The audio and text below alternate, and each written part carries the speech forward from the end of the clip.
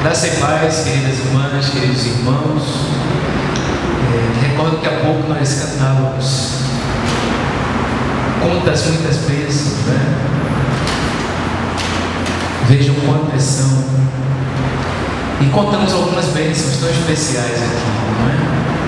A conquista de emprego, curada, a bênção de Deus, a chegada de Mateus, sobrinho, neto do nosso irmão Djalma, toda a descendência, né? Filho de Amanda, Iguana, a caminhada com a SESI na Primavera para a Vida, um momento também além da mesa, né? Estávamos lá partilhando alguns produtos, o encontro, né? Participar de uma caminhada que é a da SESI, da Coordenadoria Ecumênica de Serviço, da qual nós fazemos parte, que é uma instituição comprometida com a justiça, comprometida com a defesa dos direitos. Isso também é bênção. E o momento ecumênico na Trindade. E uma bênção muito especial também correu nos bastidores. Chegou a mim que a data oficial é 18 de outubro. Né? Mas hoje o nosso irmão Agnanes Bispo, em termos dos fatos mesmo, né, que ele conseguiu pesquisar no registro do batismo, né, e com a própria mãe dele, hoje ele completa 98 anos. Então, 98 anos de vida. Nós vamos celebrar no dia 18 também. Mas é motivo de muita alegria, de louvor a Deus, de gratidão, de nos rejubilarmos na presença do Deus vivo, pela bênção de 98 anos, com lucidez, com uma atitude positiva diante da vida, com tantos ensinamentos a compartilhar, tantas experiências de fé e de vida. Então é um momento, motivo de profunda alegria, gratidão e louvor a Deus. E eu não poderia guardar isso só para mim. Mas no dia 18 haveremos de celebrar a data oficial também. Então, irmãos e irmãs, o texto da nossa manhã encontra-se em Mateus, capítulo 21. Mateus, capítulo 21, versículos 28 a 32. Mateus, capítulo 21, versículos 28 a 32.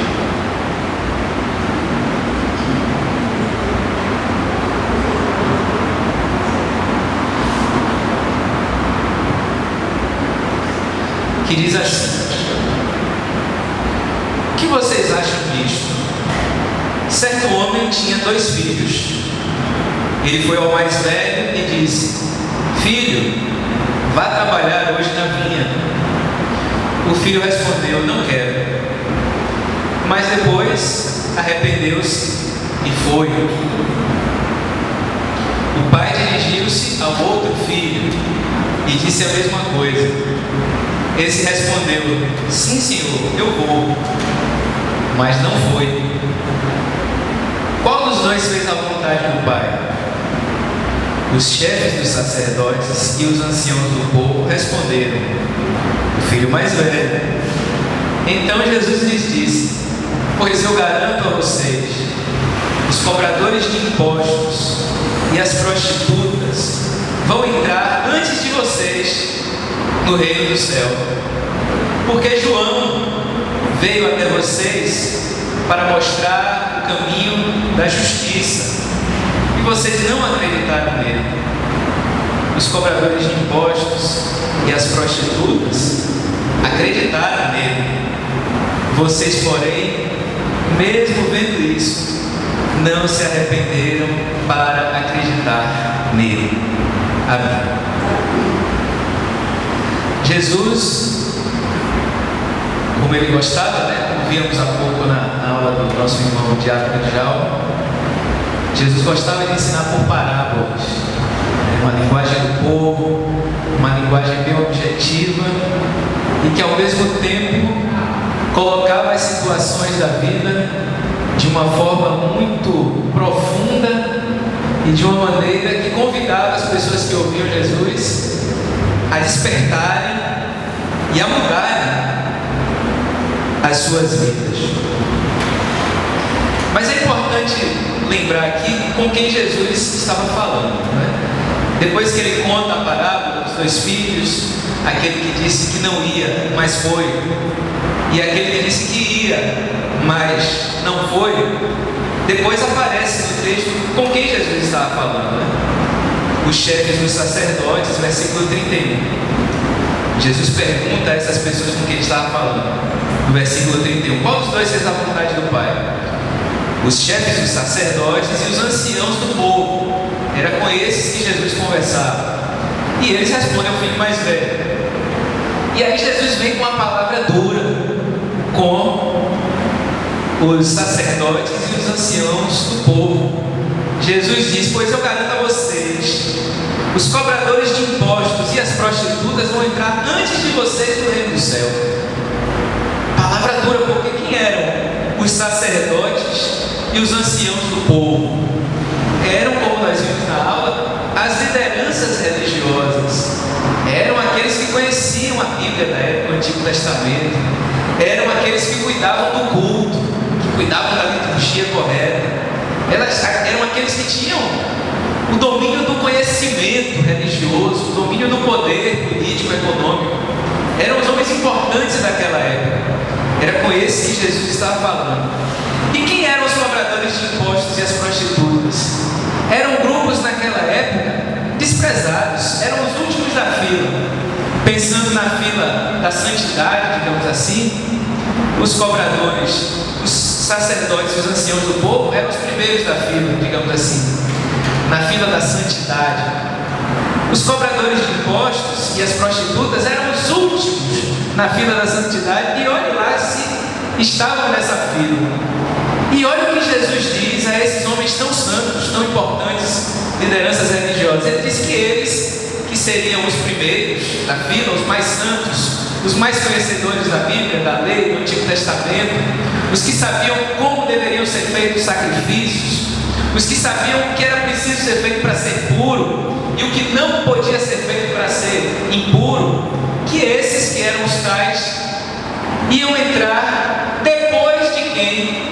Logo dos cobradores de impostos e das prostitutas, grupos marginalizados, desprezados, não santos. Que palavra dura de Jesus, que palavra desconcertante. Mas a gente precisa voltar um pouco para entender essa palavra de Jesus. Quando os irmãos com calma lerem esse capítulo 21 em casa durante a semana, vão ver que o capítulo 21 começa com a chamada entrada triunfal de Jesus, que era triunfal no sentido muito diferente, como nós já vimos, né?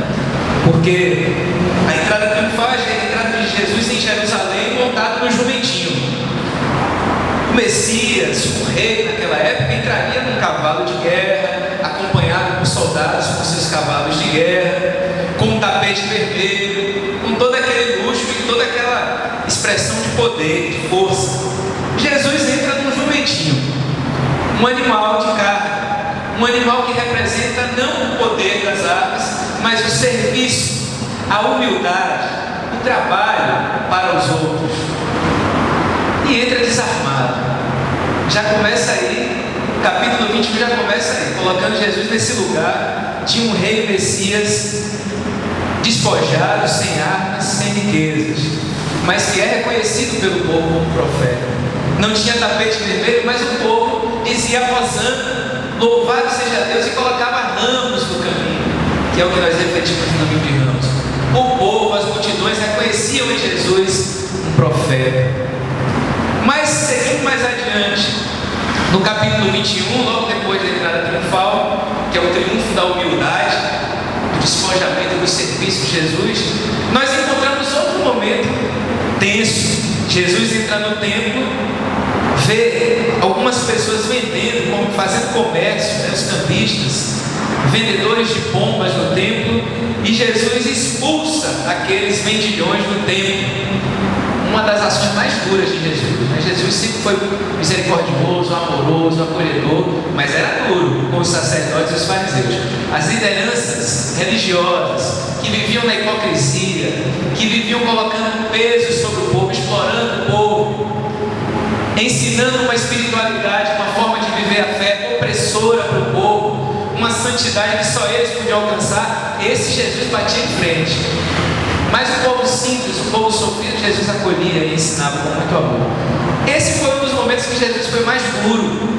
Depois da entrada triunfal, ele entra no templo, vê aquele comércio no templo e expulsa e diz: minha casa, ele diz, está nas escrituras, minha casa será chamada casa de oração. No entanto, vocês fizeram dela uma toca de ladrões. Jesus era muito amoroso, mas também era duro. Diante das injustiças, diante da hipocrisia, diante do fazer da fé uma mercadoria, um objeto de comércio, ele era e foi duro. Expulsou os vendilhões do templo. Em seguida, cura pessoas do templo.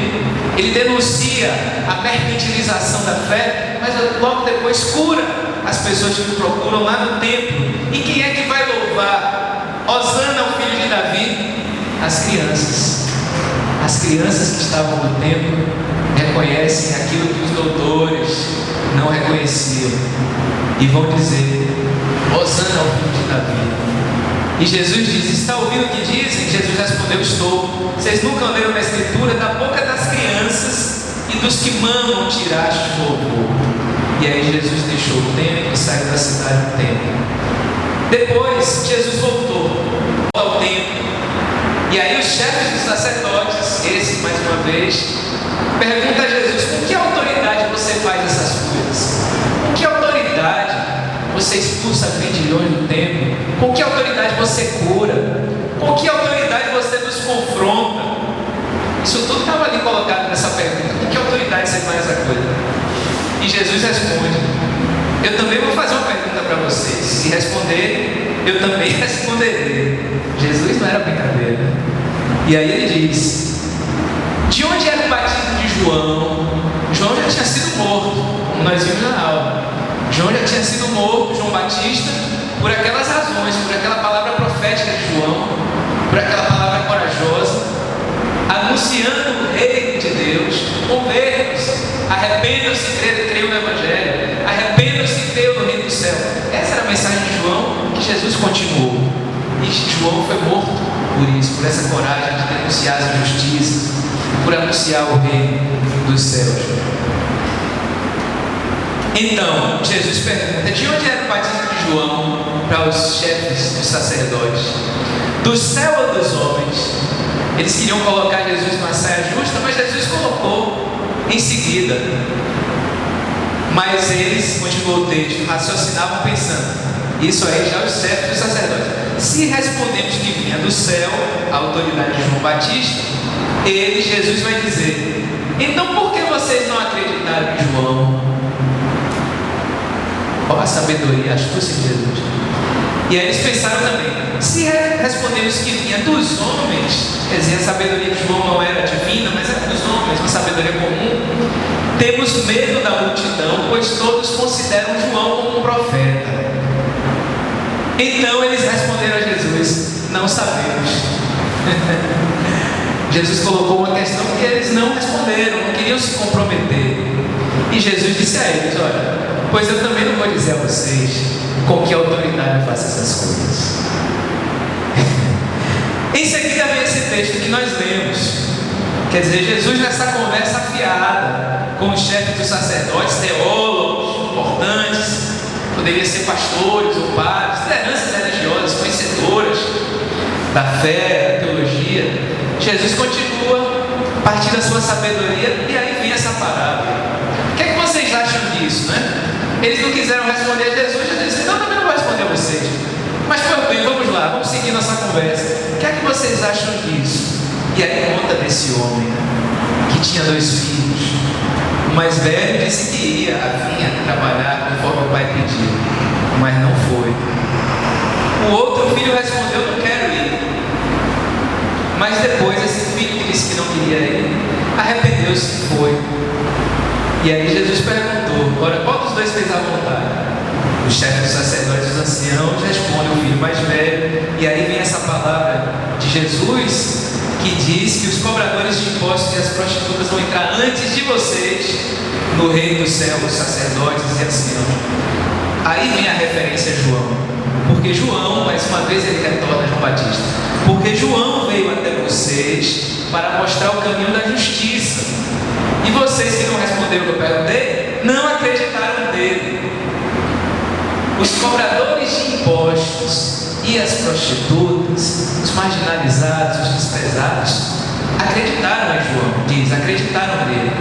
Vocês, porém, mesmo vendo isso, não se arrependeram para acreditar nele, em João Batista. Então é essa a conversa que precede e que vai desembocar nessa parábola que Jesus conta. E Jesus está falando aí que para a mensagem dele, para o reino de Deus e para Deus, o mais importante é a prática do amor. O mais importante é a prática do amor. A primazia da ação sobre o discurso. Porque os chefes, os sacerdotes, os anciãos, sabiam falar bonito, sabiam dizer a lei toda correta, mas a prática era incoerente, a prática era excludente, a prática era preconceituosa, a prática excluía, desprezava, desdenhava das prostitutas, dos cobradores de impostos. A prática não queria que as pessoas fossem curadas no sábado, porque a lei estava acima. A prática, as crianças não eram importantes, até os discípulos reproduziam isso. E Jesus disse: "Vinde a minhas crianças, porque das tais é o reino dos céus." A prática era aquela que os homens que traíssem as mulheres não eram apedrejados, mas as mulheres que traíssem os homens tinham que ser apedrejadas. Daí que levaram para Jesus aquela mulher e disse: "Olha, é uma mulher adúltera, a lei de Moisés diz que é para apedrejar, e o que é que você diz?" Colocando Jesus na parede, e Jesus começa a escrever no chão. Daqui a pouco ele diz: "Quem não tiver pecado, atire a primeira pedra." E aí aqueles que colocaram Jesus contra a parede, para que Jesus dissesse: "Não, a lei de Moisés diz que é para apedrejar, então cumpramos a lei." Esses que diziam, que apertaram Jesus para Jesus ter esse tipo de posicionamento, ou então se colocar contra a lei de Moisés, que seria uma blasfêmia, esses, diante dessa postura de Jesus, diante dessa palavra desconcertante, foram saindo. Quem não tiver pecado, atire a primeira pedra. Foram saindo. E depois Jesus se volta para aquela mulher e diz a ela: "Mulher, eu também não te condeno. Vai, não peques mais." Essa é a palavra de Jesus. Que os doutores da lei, os anciãos, conheciam a palavra, conheciam a lei, conheciam amar a Deus sobre todas as coisas, ao próximo como a ti mesmo, mas não colocavam em prática, porque falava mais alto o legalismo, falava mais alto a vontade de domínio, falava mais alto manter as benesses, tudo isso falava mais alto o egoísmo, os próprios interesses. Mas Jesus confronta, e essa palavra é uma forma de confrontar muito direta, porque ele diz: "Olha, não basta saber nem dizer, é preciso começar a praticar." A gente conversa isso lá em cada vez. Não adianta, não basta saber, é preciso praticar. E é uma mensagem para todos nós, para mim, para o irmão, para a irmã. Porque para Jesus o mais importante é a prática do amor, esse amor misericordioso, esse amor justo, esse amor que acolhe o diferente, que acolhe o excluído, que acolhe quem está sofrendo. E aí vem esse texto do nosso amigo reverendo Cláudio, não é? Estamos fechando setembro, entrando em outubro, e em setembro tem aquela campanha do Setembro Amarelo, né? De prevenção ao suicídio.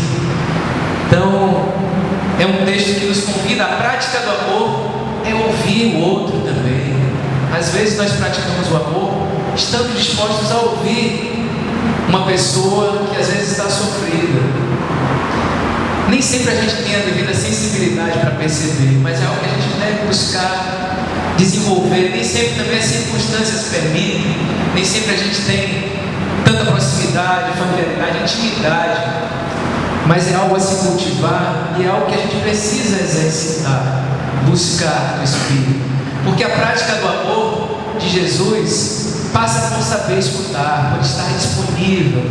Muitas vezes, mais que falar, ou estar disponível para escutar, é uma forma de acolher, de abraçar, de fortalecer, de dividir as cargas e assim encorajar uma pessoa que às vezes precisa de uma atenção e de um cuidado, de uma escuta. Isso tem muito a ver com a prevenção ao suicídio e a valorização da vida. A gente vive num mundo muito corrido, como diz o texto de Cláudio, muitas tarefas, trabalho, estudo, redes sociais, muita informação, mas às vezes, como diz Lenine, é preciso um pouco mais de calma.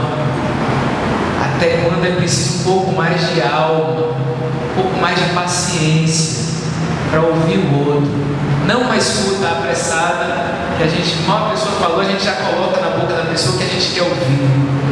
Mas uma ouvida serena, com paciência, para acolher o que vem do outro, e aí até talvez ter uma palavra adequada, encorajadora, uma palavra de esperança a compartilhar. O discurso é importante, a palavra é importante, o discurso, o falar também é uma ação. Mas é importante refletir e ter consciência que não basta dizer, falar, e que o nosso falar só terá completude, só será pleno se a nossa prática for coerente com o que a gente fala. E essa é uma eterna busca. Eu tinha um professor que dizia: a vida é a eterna distância entre o que se fala e o que se faz. Ele brincava dizendo isso, né? Que o que a gente fala sempre tende a ser mais bonito, mais bem arrumado, e a nossa prática tende a ser um pouco atrás, né? Não tão boa assim, não tão arrumada, não tão generosa assim. Mas é um desafio. O próprio Paulo dizia: miserável homem que sou, o mal que quero fazer não faço, mas o bem que quero não pratico. Mas esse texto de Jesus, essa parábola muito simples e muito direta, nos convida a buscarmos essa coerência, porque Jesus também disse, lá no capítulo 5, nem todo aquele que me diz Senhor, Senhor, entrará no reino do céu, só entrará aquele que põe em prática a vontade do meu Pai que está no céu. Muitos dirão: Senhor, não foi em teu nome que profetizamos, não foi em teu nome que expulsamos demônios, não foi em teu nome que fizemos tantos milagres? Então eu vou declarar, Jesus falando: jamais conheci vocês, afastem-se de mim, malfeitores. Depois ele vai dizer: portanto, quem ouve essas minhas palavras e as põe em prática é como o homem, a pessoa prudente que construiu sua casa sobre a rocha. Caiu a chuva, vieram as enxurradas, os ventos sopraram com força contra a casa, mas a casa não caiu, porque fora construída sobre a rocha. Jesus quer de nós a prática da palavra, a prática do seu amor.